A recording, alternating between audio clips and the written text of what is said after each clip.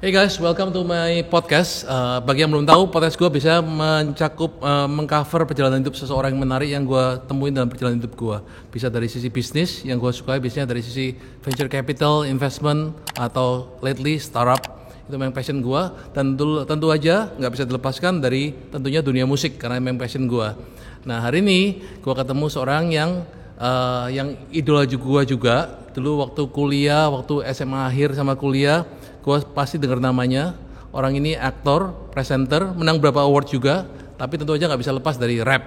Welcome, Mas Iwa Kusuma. Iwa, oke, thank you.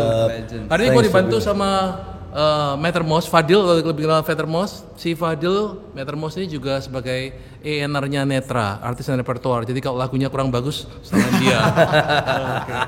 Aduh, langsung. Welcome Mas, thank you Mas. Asik, itu rapper. Rapper legend, rapper upcoming. Icik-icik. Oh, cik. It's the future. Wah, amin. Tapi itu legend. Tapi ya sih, kalau kata Jay-Z, you are in the presence of a legend, which is sekarang ini. buat gue sih, lu living legend sih kan. Kayak Thank you man. biar fair-fairan aja ya. Gua kuliah pasti refernya waktu balik ke Indonesia liatnya itu pasti 91, 93 apa. Gua pasti liatnya Mas Iwa. Yes. Tapi balik lagi tadi kayak Mas Tiawan bilang tentang bisnis gitu ya. Iya. Justru kata-kata legend itu jelek di bisnis. Iya, I heard that. Gimana menurutnya? Menurutnya? Karena ketika emang by the time lo dapet predikat legend, orang nggak akan ngeliat karya-karya baru lo. Oh iya. Orang lebih fokus ke karya yang sebelumnya. Jadi what's a better wording for that? Apa yang lebih baik apa dari legend? Ada livingnya di mana? Living legend? Tapi emang ya karena dulu inget banget almarhum Mas Krisya dulu sempat ngomong ketika aduh sebel Dipanggil legend, dipanggil sebel. legend. Loh kenapa Mas? Asik Mas. Lo emang legend. Iya. Tapi gue masih punya passion buat berkarya. Iya, true. Tapi orang udah Kayak di stop gitu ya? iya, and it happens. Iya. Gue harus ada effort yang emang agak mesti lebih besar untuk orang ini. Oke, so we take it back guys. We take it back. Not legend apa ya? Innovator. Yeah. Pioneer. Yes. Ember. Yes. Ya. Pionir itu merek ember. Wah, ngomong pioneer. Kalau kita ngomong itu, Mas, kalau kita ngomong rap, apakah lu dianggap sebagai pionirnya atau sebelum lu ada lagi? Mestinya ada dan Mestinya emang ada. Pengetahuan saya ada. Kalau kita emang tarik ke belakang, sebelum saya itu ada Farid Harja. Ya. Di lagu-lagunya. Cuma dia khusus rapper kan? Iya, dia menyelipkan unsur rap di situ. Oke. Di lagu-lagunya. Ada juga namanya Igor Tamerlan, seorang DJ dari Bali. Itu 80s akhir juga itu Igor Tamerlan. Dengan lagunya One Hit Wonder. Tapi buat gue itu dia nge-rap waktu itu di situ. Ada juga bahkan kalau kita tarik ke belakang lagi ada LCLR juga, Lomba Cipta Lagu Remajanya Prambors. Ada satu lagu di situ yang emang ada rapnya dalam bahasa Inggris. Mungkin tarik ke belakang lagi. Tapi belakang lagi tahun berapa itu berarti? 80? Benyamin. Ini yang baru gue tahu. Almarhum Benyamin S. Kalau kita ngeliat hip hop sebagai budaya eklektik yang awalnya menyatukan beat Afrika dengan perkusi Latin gitu misalnya Yes. Benyamin S berhasil menggabungkan gambang kromong dengan blues, funk, ada juga lagu yang funk banget, ada juga yang lagunya emang rock and roll banget gitu ya. Itu hal yang jarang dilakukan pada waktu itu. Itu dari musiknya, dari segi delivernya kebetulan kalau emang gue pernah baca ya biografinya Benyamin, banyak lirik yang ketika emang udah bikin di depan mic rekaman bisa berubah dengan improvisasinya dia, freestyle-nya dia dan enak. Itu penting, yang penting tuh enak. Itu dan itu dia lakukan hampir di 90% lagu-lagunya. Wah, itu knowledge baru buat gua loh. Gua baru tahu kalau Benyamin tuh kalau dia ini termasuk father of rap, ini grandfather-nya. The grandfather. Waduh, Ya, nah tuh dia babe dateng ayo tengah bulan ayolan. Ya itu di situ dia udah rhyming-nya udah jadi keren banget. kalau lu masuk rap asalnya dari mana? Dari Benyamin, Almarhum Benyamin atau gimana? Bahkan waktu itu gua belum tracing ke roots. Oh, belum tracing ke roots. Ibaratnya gua lebih anak zaman lah ya waktu itu. Oke. Ada trend break dance. Gua SMP tahun 82. Trend break dance, wah senang banget break dance sampai akhirnya ada satu titik lebih tertarik sama yang ngiringin break dance. yang notabene emang MC-ing atau lagu rap. Oh, lagu rap. Dulu kan yang ngiringin kayak Ice-T. Oke. Bahkan ada beberapa lagu Sugar Hill Gang, Afrika Bambaataa yang emang jadi buat kita nge-rap dance lah. Mulai tuh gue jadi plagiator sejati. Serius? Nyari lirik. Saking idolize them ya? Saking pengen bisa nge-rap. Zaman itu pakai apa, kaset ya? Pakai boombox itu, pakai mixtape gitu.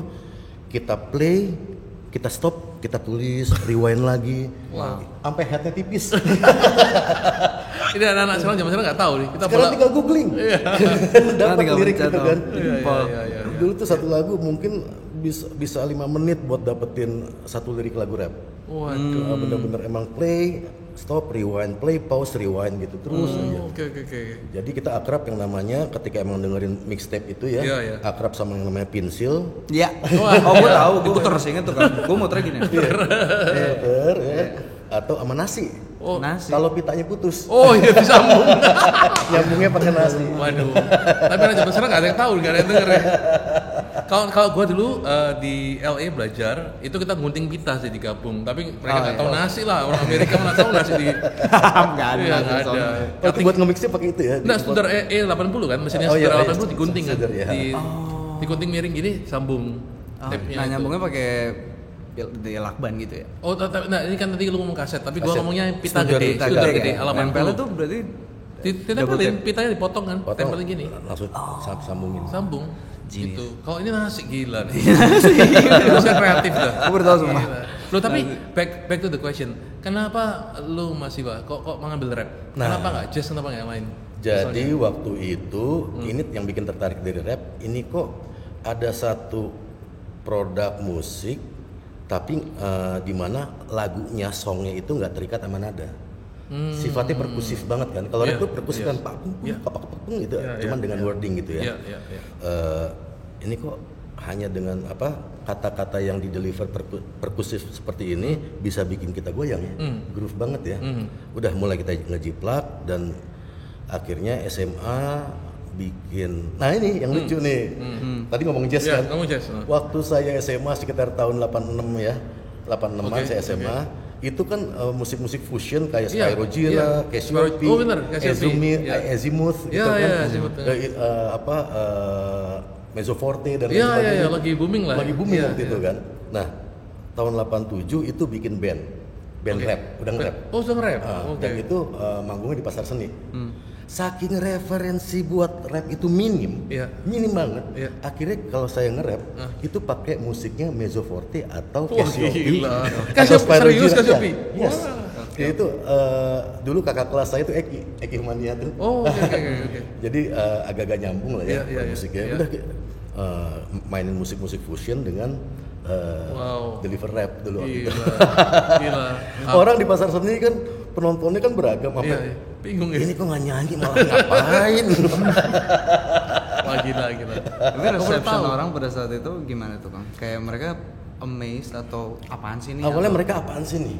Tapi udah mulai lagu kedua, ketiga mereka baru dapat silakan ya. Baru goyang.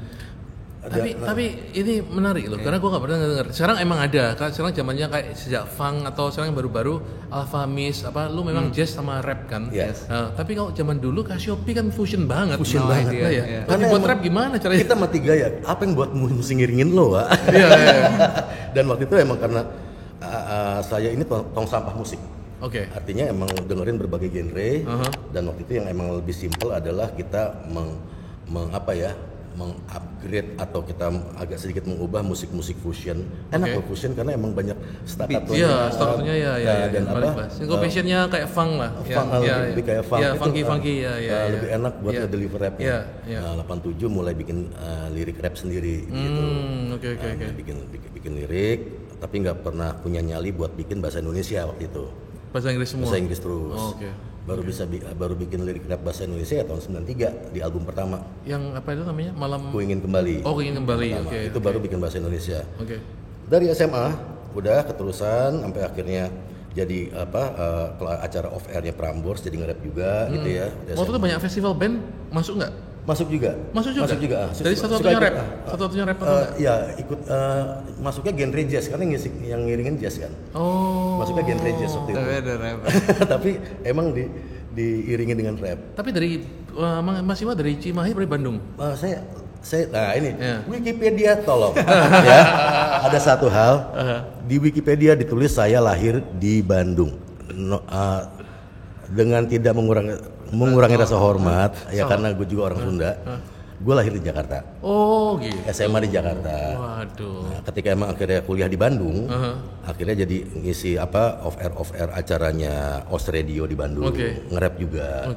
Sampai akhirnya ditawarin rekaman sama Guest Music, sama Yudis, Macang, segala macam buat albumnya Guest yang Takkan itu nge-rap juga di situ masih bahasa Inggris.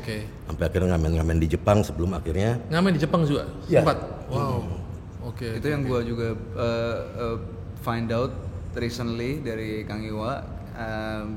Kang Iwa pionir musisi hip hop lokal pertama yang ada press musiknya di Jepang. Sama siapa namanya? Mayumi Meliana Manhutu. Yes. Dulu emang albumnya Meliana Manhutu kan yang produksi Guest. Dan itu emang buat pasarnya ke Jepang. Wow. Nah, jadi waktu itu jadi session rappernya di lagu-lagunya Meli lah. 8 bar, 16 bar. Wow. Another pioneer tick. Dari tadi udah yang diomongin Kang Iwa tuh pioneer semua tuh. Waduh. Jadi manggung hip hop, album hip hop pertama di Indo. Tapi, Jepang. Berarti kalau kita sekarang dengerin guys, kalau kita lihat dengerin jazz sekarang ada rapnya udah dari dulu ternyata sampai pioneer. Emang Dulu juga nyari duitnya gini nih, Mas Tiawan, nyari duitnya waktu SMA. Dulu itu lagi ngetop mobile diskotik. Mobile diskotik. Oh iya, mobile diskotik. Jadi kita aku temanku almarhum udah dulu DJ-nya Boombox itu. enggak, kita emang bawa perangkat DJ dengan lighting dan kita kalau ada birthday party di rumah orang kita ke situ dan kita lumayan laku karena waktu itu emang mobile diskotik yang ada paket rapnya ya gue doang. Waduh. Dulu nggak ada, dulu nggak ada yang MC-ing itu nggak ada.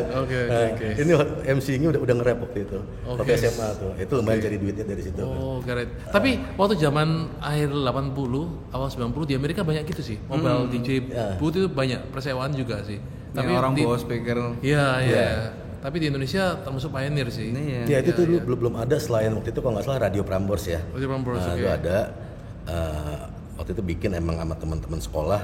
Ya udah kita akhirnya lumayan lah sampai anak-anak Menteng, anak-anak Bayoran Selatan semuanya kalau lagi bahkan ketika lagi nggak ulang tahun lagi rumah kosong gitu lagi rumah orang pada pergi udah ngundang kita buat bikin party di rumah. Party bro. Yeah. Kalau kita ngomong ke rap nggak bisa lepas dari hip hop kan ya, part of hip hop kan. Waktu itu kan hip hop kan ada graffiti, graphing, MCing, ya sama breakdancing. Mas Iwa, gua tadi dengerin waktu kita ngobrol sebentar sempat breakdance juga. Itu mulai sebelum nge-rap atau bersamaan dengan rap waktu itu breakdancing? Sebelumnya? Sebelum, itu masih saya SMP itu. Berarti you were exposed to hip hop dulu sebelumnya? Ya. Oke. Masuknya ke budaya hip hopnya dulu di situ. Ya udah. Sampai pernah sampai sakit kepala atau apa? Iya. Itu dulu sekarang mungkin udah nggak bersahabat sama graffiti kali ya sekarang. Dulu tuh seneng windmill, gerakan windmill, kickworm, gerakan bawahnya tuh bahkan headspin. Ketika headspin dulu kan kita nggak mau kalah nih. Umur segitu orang bisa headspin juga akhirnya kardus kan biasa dulu pakai kardus alasnya ditaruhin vinil yang plastik gitu kan. Saya tarik udah pakai topi doang di aspal. Nah saking nggak mau kalahnya tuh dulu tuh. Cuman sampai akhirnya ke dokter kenapa ada cairan-cairan bening dari kepala. Ya habis. Waduh. Habis. Tapi nggak ada kapoknya sih dulu. Ya seru sih. Seru banget ya. Ya gitulah. Sampai sempet jadi dulu nggak cuma di parkir timur tempat emang spot buat breakdancing ya. Menteng di Taman Persija dulu tuh buat breakdancing. Tapi juga sampai masuk ke perumahan-perumahan.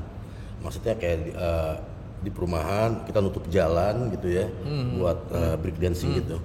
Saya pernah tuh iseng kita masuk ke satu perumahan ada yang lagi breakdance kan ya lagi ngadu breakdance nih udah SMP sotoy udah bawa mobil gitu. Mobil saya tuh dulu mobilnya van, Carry, Suzuki Carry. Belakangnya ada stiker gede break dance. Kalau nggak salah, kalau zaman dulu rodanya di belakang shockbreakernya dipotong. Jadi ini gini. Jadi agak gini kan ya. Iya. Bannya donat bulat gitu. Oh iya, sama persis gue SMA juga gitu, persis. Nah udah, mereka sopan ngasih jalan pas kita lewat kan. Pas sampai di atas kardusnya, otak saya jahil. Gue sprint ini mobil gue rusak kardusnya. Abis itu bisa kabur kan. Saya sprintin kabur, jalan buntu. Waduh, terus gimana tuh? Pas saya balik beres, saya dipukulin orang satu kampung. Tapi seru. It's a nice childhood gitu loh. Iya. Ya itulah tergila-gila juga mau pikir seperti itu.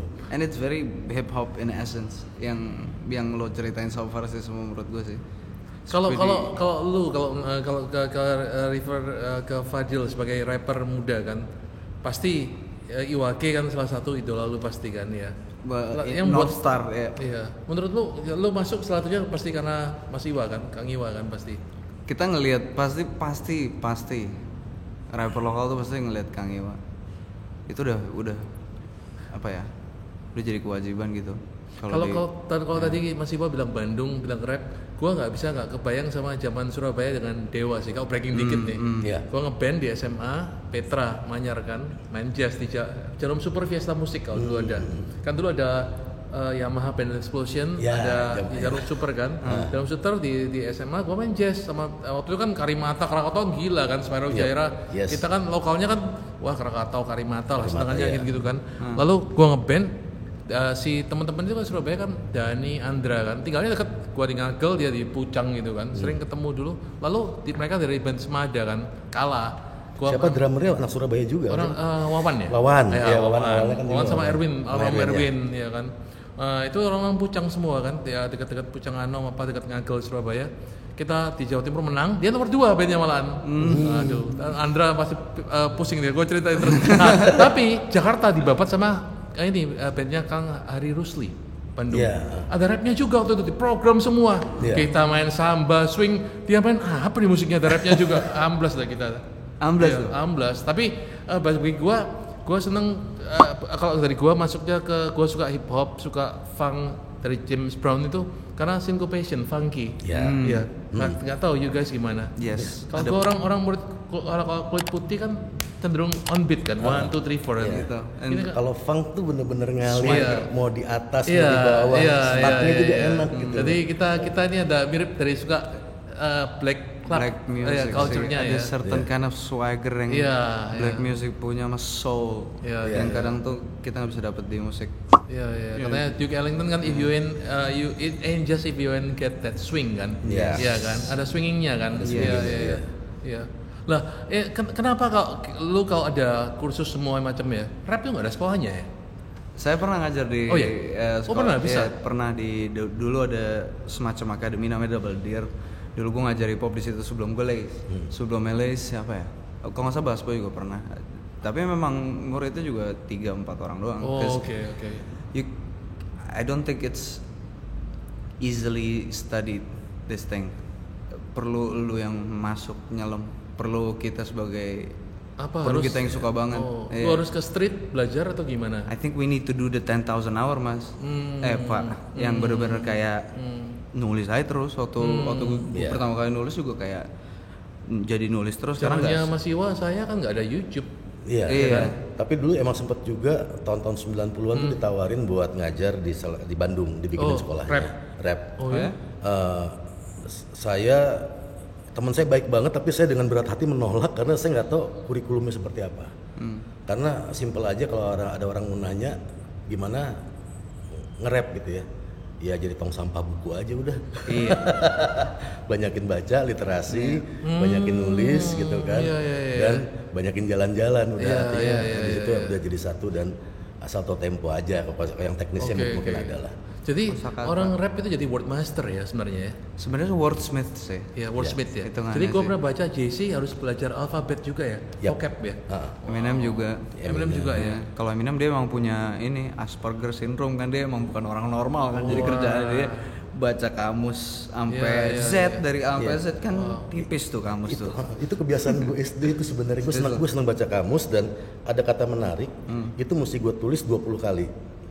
Dalam sehari. Satu kata 20 kali. Jadi gini, sampai akhirnya budaya itu masuk gini, daripada gue ngafal, kalau ada satu lagu dengan gue tulis, gue lebih cepat nempel. Gue nggak tahu tiap orang beda-beda ya. Kalau gue mesti gue tulis, bukan gue ketik ya, tapi gue tulis. Bahkan di proses rekaman gitu ya, ketika emang mau tur, waduh ada yang belum hafal, itu gue tulis yang belum hafal. Gue tulis sendiri. Dengan nulis, total yang menjadi lo punya photographic memory kapan lo nulis ini gitu loh. Lebih intim dan lebih intim daripada gini. Itu gue kebiasaan nulis dulu sebelum emang akhirnya gue deliver. Untuk reference mas, lu idolanya siapa waktu itu? Hip hop atau rap siapa? Awalnya gue pertama gini, mungkin yang bisa dijadiin pertama kali gue bisa nge-rap lagu luar itu ya, lagu-lagu Amerika itu dari Sugar Hill Gang. Sugar Hill Gang, oke. Hey, to the hip hop, you don't stop. Rocking out, baby, baba to the boogie, the bang bang, the boogie to the beat. Itu apa Sugar Hill Gang sendiri bukan grup hip hop ya, dia funk ya, soul funk, Soul Train ya dulu ya. Salah satu ini Soul Train. Nah itu lagu itu originally durasinya tuh hampir 15 menit. Satu lagu, nggak penting rap, ya 15 atau 12 atau 15 menit. Wih, lama Tapi banget. emang kebanyakan yang ditaruh di kaset itu adalah potongan di awalnya. Radio edit. Oke. Nah itu gue tertarik banget, awal tertarik dan buat jadi plagiator itu lagunya dia. Nah, makanya gue bilang itu salah satu pemicu gue buat nulis dan akhirnya itu dia. Tapi ketika mulai rootsnya lagi, mulai suka Afrika Bambaataa. Makin tarik ke sini dengerin Randy MC sampai akhirnya kok suka banget sama gimana Chuck D ngeflow gitu ya. Sampai sekarang sih kalau Chuck D itu Public Enemy suka banget walaupun kesini-sininya udah mulai suka B.I.G. Seneng ya, nyampah lah orang bilang wah ini ada East Coast West Coast, tapi gue suka sama B.I.G, suka sama Tupac, gimana dong? Suka juga sama gimana yang terbukti flow-nya Everlast ya sekarang Snoop. Mau ditaruh musik kayak apa juga ya Snoop tetap bisa, tetap bisa eksis di musik sekarang gitu ya Snoop Dogg ya. Ya walaupun akhirnya dalam perjalanan ketemu sama Nes, deliver sama Nes, dan satu juga yang suka banyak, tapi yang jadi inspirasi kayak buat bikin kenapa dulu akhirnya pas lagi nge-rap bikin album dan ketika setiap manggung itu big band dengan band itu gara-gara Beastie Boys. Ya, dia dengan band, format band dan waktu itu kayaknya format band bahkan waktu itu keyboardnya ada 2, gitarisnya 2 gitu ya. Ketika kita lagi tour di Jepang juga gue dikritik kan, oh hip hop rame begini. Emang apa? Tapi ketika memang setelah pagelaran gitu ya, setelah pentas baru anak-anak lokal sana nyamperin kan, gue tau maksud lo katanya. Jadi emang seperti inilah emang maksudnya. Gue nggak ngejelasin, kita lihat aja sesuai nggak maksud gue. Gitu. Pas udah akhirnya nongol, udah akhirnya mereka gue tau maksud lo. Pertanyaan follow up nih, kalau musisi rapper baru luar yang menurut lo kayak nih something nih, ada nggak? Sekarang siapa ya? Gue boleh jujur nggak? Boleh dong. Harus dong. Boleh dong. Santai kan semua orang. Gue mungkin setelah Eminem, gue gini, ketemu hip hop enak gitu ya, musik sekarang. Tapi nggak bikin gue curious untuk dengerin whole lagunya. Kalau dulu kan dengerin satu lagu, gue pengen tahu nih karya-karya lainnya dalam satu album seperti apa. Apalagi budaya sekarang kebanyakan budaya single. Jadi untuk mengenal. Karena gini, buat gue album itu satu cara efektif buat mengenal attitude musisi gitu loh. Nggak dari satu lagu doang. Betul. Album tuh bener-bener kapan dia sedih, kapan dia marah, segala macam semua tuh ada tuh rangkumannya. Tapi sekarang kita dituntut untuk bisa ngerangkum semua itu dalam satu lagu. Nah itu yang apa? Buat gue nggak apa-apa. Gue yang mesti adjust gitu ya. Bukan ini yang salah. Gue yang harus adjust. Tapi di sisi lain gue adjust gue belum sampai ke musisi sekarang tuh belum apa yang gue pengen curious. Sampai Eminem gue jadi rookie banget gue buat nulis Iya, sekarang. Kalau Gila, dengerin Eminem my bukan bad, apa yang my berhenti bad. nge-rap sih Sorry, emang my ya. bad. Kalau dengerin Eminem tuh ya lain sih dia emang. Hmm. Aspergerong.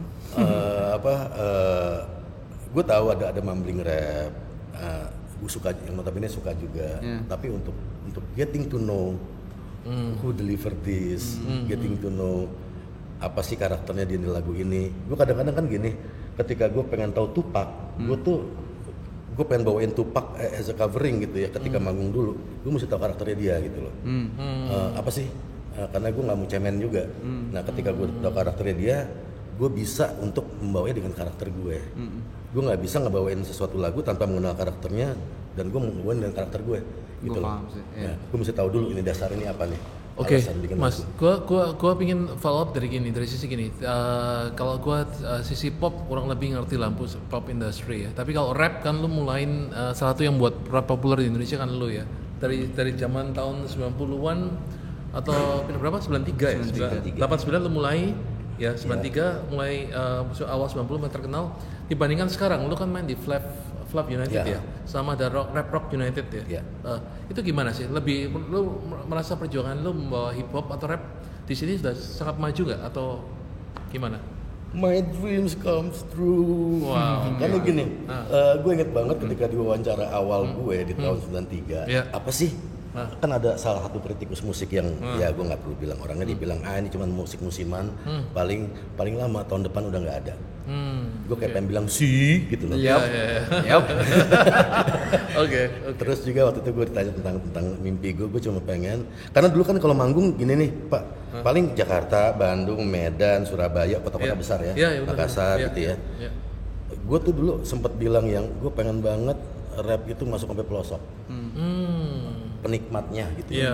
Dan di tahun-tahun sekarang ini bukan penikmatnya aja, tapi pelakunya udah sampai pelosok. Oh, oke. Even pelakunya gitu ya, mau di pelosok Ambon, pelosok Flores, pelosok Kalimantan, pelosok Makassar, Sulawesi itu sampai pelosok, gitu loh. Itu yang gue ngerasa yes, seneng banget. Karena selain pelaku, gue selalu menempatkan diri gue sebagai penikmat. Gitu loh. Gue ngerasa gue sebagai penikmat, gue banyak option dengerin siapa aja. Dan lokal. This is very rich country. Tadi kita ngobrol di luar, kan ngopi atau ngerokok. Cerita sampai apa? Battle of Rap. Tadi ini gimana, bisa ceritain nggak? Itu gimana? Iya ada salah satu orang yang gue consider sebagai OG lah bikin event rap battle di Indo. Wah keren banget sih, Kang Iwa salah satu jurinya di situ. Gue nonton, kebetulan dapat kesempatan, privilege untuk nonton hal yang menurut gue kayak show of the year, which is di situ ada 2013 battle lawan Joe Million. Itu gila sih. Iya, kacau. Kalau kita mau lihat yang belum familiar, gua baru tahu kan dari lu Ada di YouTube, ada ya? di YouTube Pak. Namanya Rhyme Pace itu. Namanya apa, sorry? Rhyme Pace. Pace. Bayar. Oke. Rhyme Pace. Kalau rhyming, lo dapet duit kasar. Iya. Kan lu bilang nggak ada beatnya, nggak ada apa-apa. No, Yeah. just two people with a mic in front of banyak orang. Itu terus Tanpa kita musik? tanpa musik dan dapat waktu kayak bentukannya cup gitu ya. Iya. Dan ya udah kita belajarin, terus kita udah. Tapi kayak roasting gitu ya. Oh iya. Kayak roasting. Stand up kayak roasting, tapi ini bentuknya rima gitu. Tapi yang rap juga di roasting ya, di pelatihan begitu banyak orang ya. Iya berdua tuh. Jadi kalau jelek jadi dibu juga. Iya. Iya. Tapi emang di sini emang sama aturannya, kayak di sana kan tradisionalnya seperti ini juga kan. Di negara asal Amerika bahkan mereka ngadain sekarang di stadion. Iya. Tanpa musik. Emang gue ketika emang ini ya Gary bilang sama gue mau bikin ini tanpa musik, gue tertarik banget karena gini, dari Sabang sampai Merauke gitu ya, Indonesia tuh bangsa kita ada pantun di DNA-nya, ada sajak di DNA-nya. Kenal apa budaya berpantun gitu, berrima, rhyming gitu ya. Apalagi ketika emang tanpa musik itu akan jadi lebih decent keluarnya gitu, lebih apa ya? Masuk kuping, lebih di sini. Nggak bisa, kalau mengutip apa yang lo bilang sebelumnya, nggak bisa ngumpet di balik beat. Iya, nggak bisa ngumpet di balik beat, benar-benar. Nih, gue dan apa yang mau gue ucapkan gitu. Kalau misalnya nggak make sense, orang bisa feel itu gitu. Belum lagi faktor lo sebagai musisi rapper memberanikan diri untuk no beat. Itu ada tuh nervous choke-nya itu mah. Kalau zaman sekarang, lu lihat dibedakan nggak musik penyanyi pop sama rapper itu sama derajat atau gimana? Nggak tahu ya kalau sekarang ya, factually ya. Tapi emang kalau dulu sempat dibilang gimana sih positioning rap di musik Indonesia? Ya. Kalau aku menganalogikannya seperti Kang analogi makanan lo Kang, gue suka banget nih. Ketoprak, oke gimana? Oke, mungkin yang musik pop itu adalah bihunnya. Oke. Mungkin musik rock itu adalah ketupatnya. Oke. Mungkin musik jazz itu bagian togenya. Oke. Ya dangdut itu bagian kuah kacangnya karena banyak gitu kan. Hip hop apanya? Mungkin kerupuk itu adalah bagian musik-musik alternatif lainnya. Oke. Hip hop buat gue di situ adalah bawang putihnya. Kita nggak perlu dominan, tapi kalau tanpa bawang putih mana enak di sih musik Indonesia enak, dalam ketoprak beres musik Indonesia, beres kelar gitu. Ya nggak apa-apa sih lo makan, tapi enak nggak? Oke, bawang putihnya garlicnya si ini hip hop. Oke. Kalau kita waktu itu kita ngobrol nih kan di Google Meet, dan kalau menurut saya sih jatuhnya kayak telur sih, ketoprak tuh telur sih kayak enak kalau nggak ada nggak apa-apa. Tapi kalau ada enak banget. Iya. Jadi your dream came true lah. Sekarang dari Sabang sampai Merauke populer kan ya. Oke. Apa namanya? Kalau lu advice ke yang rapper yang Indonesia masuk gitu, mulai dari mana sih? Loh. Gue advice ke gue sendiri. Sekarang kan ya gampang lah, YouTube apa semua kelihatan semua kan. Nah, tapi gimana? Lu have to learn from the street atau gimana sih? Boleh gue jawab. Gue juga masih compare to you, King, you've been doing this for 30 plus, like a lot. Everybody has their own perception, right? It's okay. Cuman bener ya, even though it's just a number, tapi emang numbers don't lie. I feel like gue lebih muda lah daripada Kang Iwa. Cuman yang nanya ke gue, yang anak-anak di bawah gue gitu ya, yang nanya ke gue ya emang the advice that all I can give is just do your 10,000 hours, man. Work on it sampai lo ngerasa kalau diri lo tuh sampai udah masuk motorik memori lo kayak naik sepeda. Kayak belajar naik sepeda, kalau udah bisa 2 bulan kemudian naik sepeda lagi nggak masalah berangkat. Atau 2 tahun, 14 tahun kemudian. 10,000 hours. Oke, 10,000 jam ya practicing ya. 10,000 hours is very important. Gue selalu nekenin kayak jangan pernah puas. Kalau menurut lo gimana? Ini udah banyak yang jago nih sekarang ya. Dilihat, maksudnya secara teknis semuanya, apalagi dengan dulu kita mungkin untuk bisa masuk rekaman di studio kita perlu perjuangan untuk bisa masuk ke dalam ke studio rekaman. Sekarang di kamar udah ada, lo bisa ngerekam di kamar sendiri dengan software dan lain sebagainya. Begitu mudah apapun itu. Gue sih based on kondisi sekarang gitu ya. Ini teknis sih sebenarnya. Dan ini beberapa kali gue menemui kasus seperti ini dan gue akan mengulangi omongan gue ini. Abis kelar nulis langsung take. Come on. Abis kelar nulis hafalin dulu apa yang lo tulis. Post lo ngambil napas semua segala macam lo biasain dulu. It takes mungkin an hour sebelum lo ke depan mic. It's gonna be different, trust me. Jadi beberapa teman-teman kawan-kawan muda ini nyoba lebih enak ya Kang? Iya, karena lo tahu apa yang lo tulis. Ketika lo baru nulis dan lo langsung, lo masih belum tahu apa yang lo tulis. Masih belum ngeresep, lo belum bisa masukin nyawa to every word you saying gitu loh. Tapi ketika emang udah lo biasain sejam ya, baru lo emang bakal akan lebih panjang prosesnya. Ya cuma sejam doang, you got nothing to lose gitu ya. Udah lo biasain baru lo hajar. Banyak yang bilang asik nih ya kayak gini ya. Iya enak kok, gue bilang gitu kan, ini enak karena lo tahu apa yang lo pengen ucapin, tahu mana penekanannya. Beda dengan baru ditulis langsung aja. Gue mungkin emang hal simple ya. Tapi itu benar sih. Simple banget tapi itu penting dah. Soalnya jadi nyimpang dikit tapi masuk ke karir mahasiswa berikutnya. Gue jadi inget nih. Saya patah. Persiapan lagi research kan, lu belajarin flow-nya, lu persiapan post nafasnya sampai rhyming-nya kan. Lah kalau ini acting kan, acting aja lu sampai ke Nusa Kambangan katanya, betul? Apapun yang disodorin buat pekerjaan, orang udah percaya sama aku. Aku mesti menjaga kepercayaannya. Itu aja ya. Sesimpel itu. Jadi peran teroris pun harus menjiwai benar-benar. Iya. Tapi nggak ketemu teroris ya. Udah 2-3 bom yang gue taruh. Ini kayak harus ikat ya. Enggak, jadi waktu itu ketika emang dikasih peran skenarionya semua segala macam ya. Pertama yang gue lihat adalah gue mencari figur terorisnya dulu. Mukanya dulu seperti apa, dari situ riset kebaca semuanya. Kebetulan masih ada modal tong sampah buku ya, buka buku lagi dari kardus semuanya, belajar. Karena kan kita nggak harus baca hal yang kita setujui kan, banyak juga hal yang nggak gue setujui jadi bacaan gue gitu loh, hanya buat ini.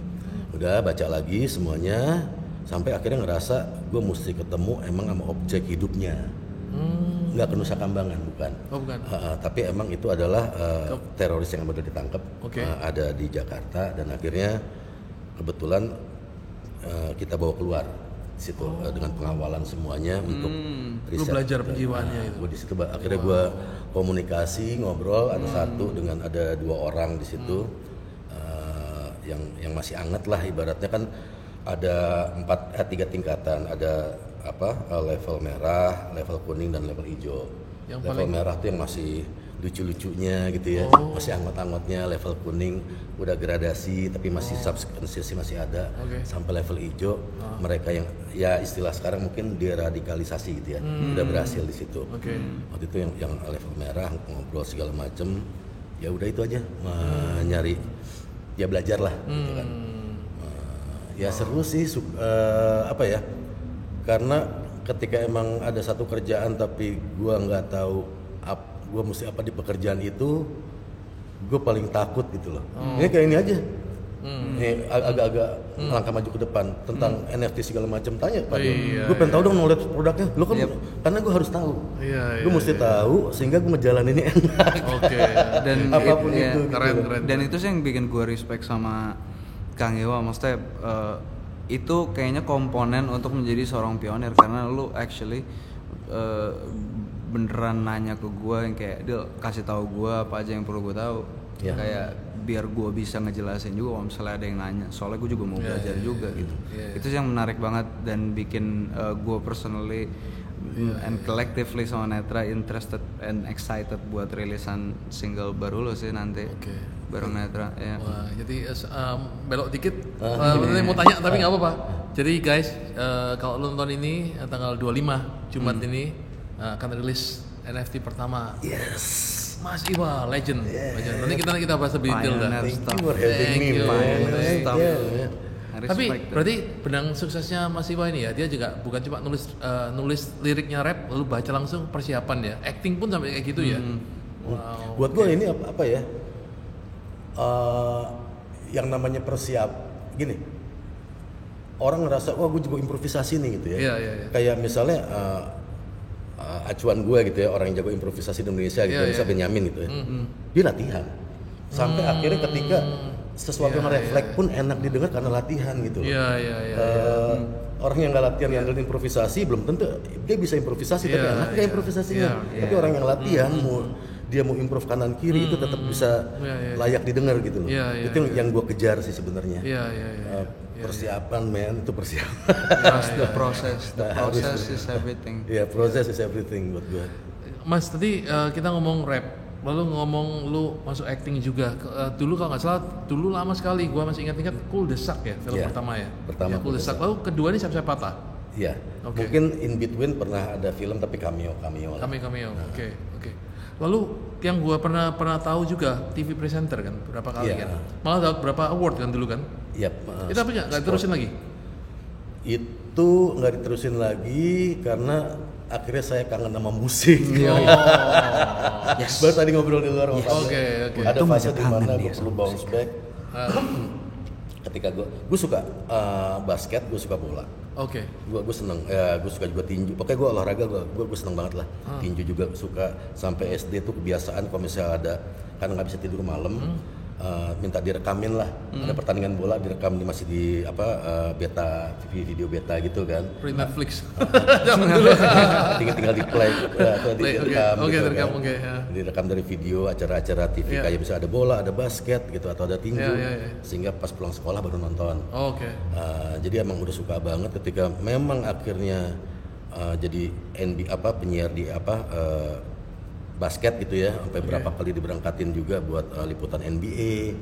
Akhirnya juga dari situ bola, Bundesliga, semua segala macem. Kok ada yang kering ya?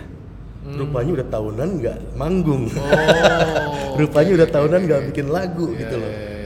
Itu tuh baru yang sebelum YouTube, maksud gua bukan Netflix, YouTube ya, sebelum YouTube ya, masih ngerekam jauh gitu. sebelum YouTube ya. Itu tadi kita juga sempat bahas kayak ada beberapa orang yang menurut gue kayak terkutuk untuk menjadi seniman. Dan kayaknya sih yang lo ceritain tuh deskripsi itu sih kan. Kayak lo tuh, you're here man, like you're on some music stuff, kayak nggak bisa kemana-mana. Ya itu ngangenin banget, gue kangen dan akhirnya gue minta untuk atau izin resign. Ya, ada satu yang gue mau, sorry gue. Nggak apa, cuman itu aja kayak ke semua yang Kang Iwa lakuin kemarin-kemarin yang di penyiar-penyiaran, nggak bisa menangin kerinduan Kang Iwa sama producing art. Yes.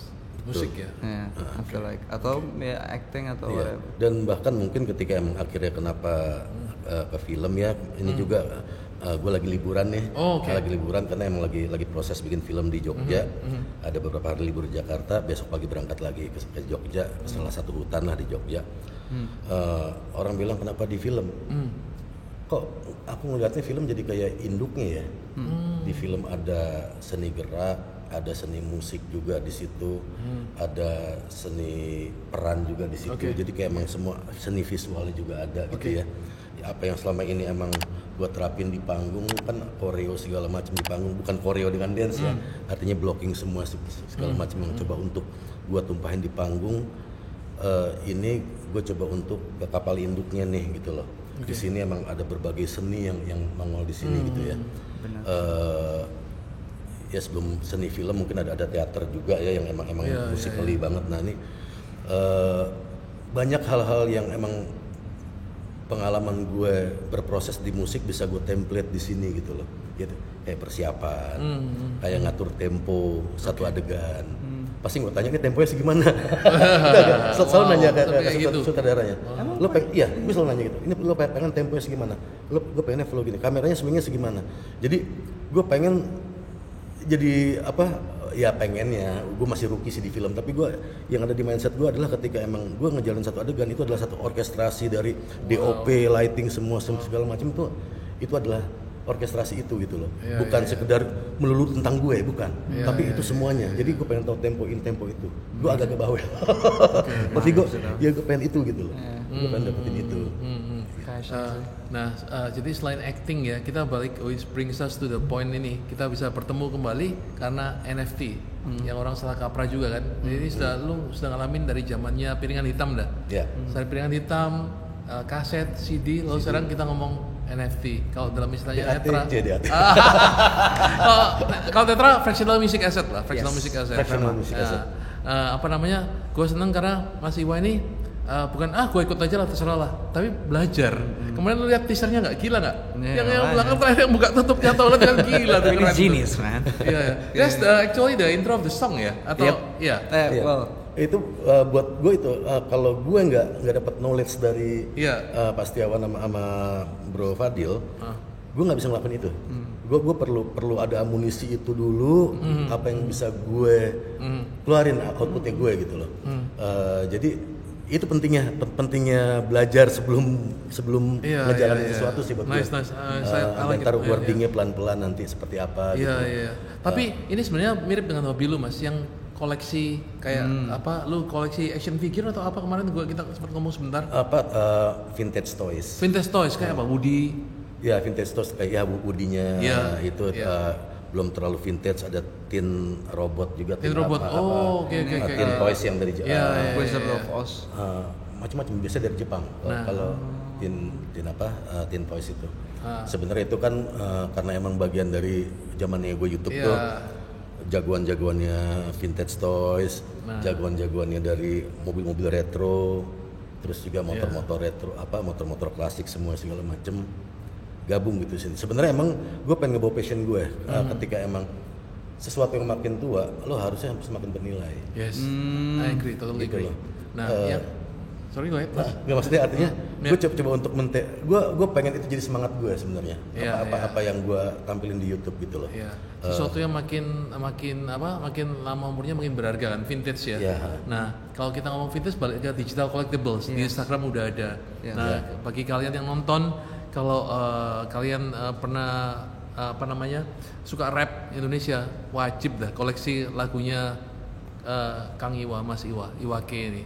Karena lu beli sekarang, kalau beli CD bisa dicetak lagi. Kalau NFT nggak bisa kan? Nggak bisa. Jadi bisa jelasin nggak lagu terbaru ini gimana, Mas? Yang bisa orang-orang koleksi ini apa? Lagu terbaru dengan Andy Rif kan? Iya, ini satu single baru sama Andy Rif, di mana yang diproduksi sama Yudis sendiri emang satu tandem gue. Mungkin gue Starsky, dia Hutch ya, atau dia Starsky ya gue yang Hutch, atau gue Beavis dia Butthead ya, dia Beavis gue Butthead, gue nggak tahu gitu ya. Tapi kita emang tandem setelah emang guest music udah bubar, gue sama Yudis terus kita sama-sama berproses, dan sampai di lagu ini aku tuh mau bercerita tentang aku dan Andi terutama ya. Kalau emang life is a chemistry, hidup ini adalah chemistry yang emang coba untuk gue deliver mungkin agak-agak rhyming seperti bebas, tapi bukan bebas, rhymingnya beda. Gue mencari dengan cara rhyming yang beda supaya lagu ini jadi emang orang bisa goyang-goyang tipis gitu loh. Goyang-goyangnya tipis aja gitu. Jadi nggak yang sampai keringetan goyangnya, tapi goyang-goyang tipis aja. Bercerita tentang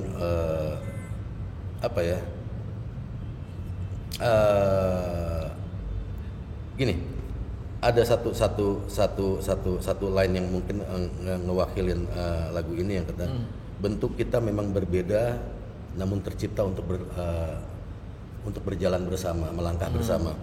Kau dan aku adalah sepasang sepatu.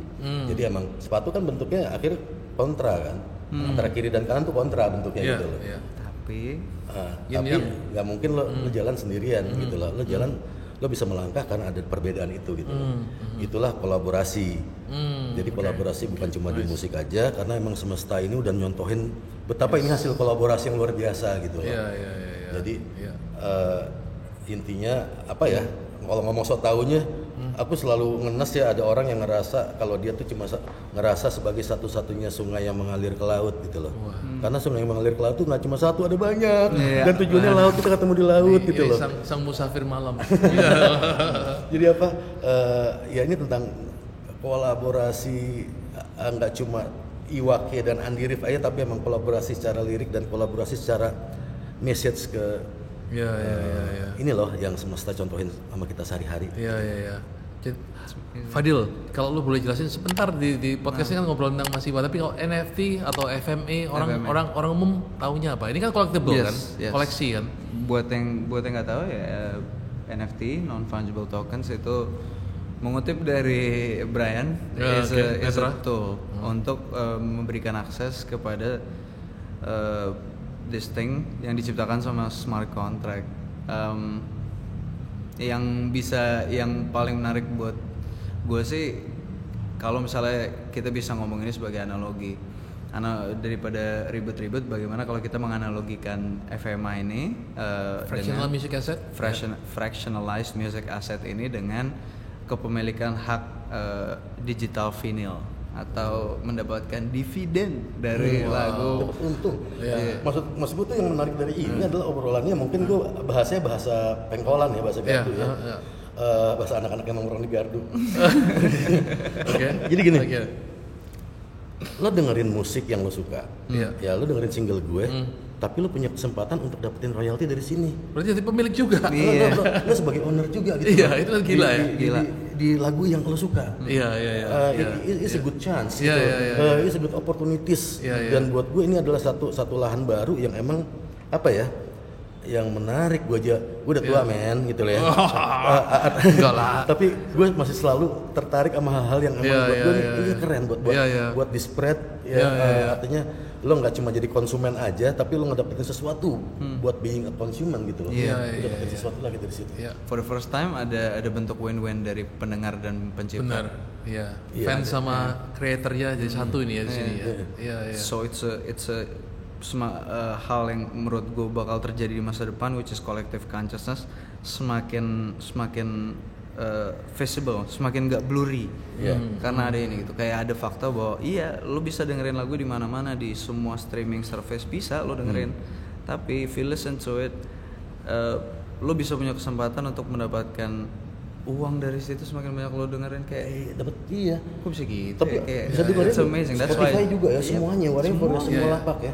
30 DSP ya. 30 YouTube DSP. Music, Deezer, TikTok. Itu kan gila kan? Tapi sometimes ya, problem gue sedikit itu adalah sometimes orang itu pesimis gak? Oh, this is too good to be true kan? Enggak lah, too good to be true. Masa gue jadi co-owner cuma beli berapa ratus ribu, gue masa gue jadi owner?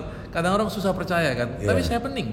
It is the fact of the matter. This is really what you want. Buat cuan. This is really what you want. Wah itu boleh. Nah, wah ini kalau dengan Mas Iwa kayaknya ngomong mesti bisa 2 jam nih. Panjang banget. Jadi I have to wrap it up. Tapi gini Mas Iwa, kalau my podcast is about a life story of someone. We try to take picture of you kan. Kalau sharing ini dari dulu sampai sekarang, apa cita-cita lo yang belum tercapai sih? Sebenarnya cita-cita gue sangat mungkin agak lu sudah TV presenter, actor, udah itu rapper.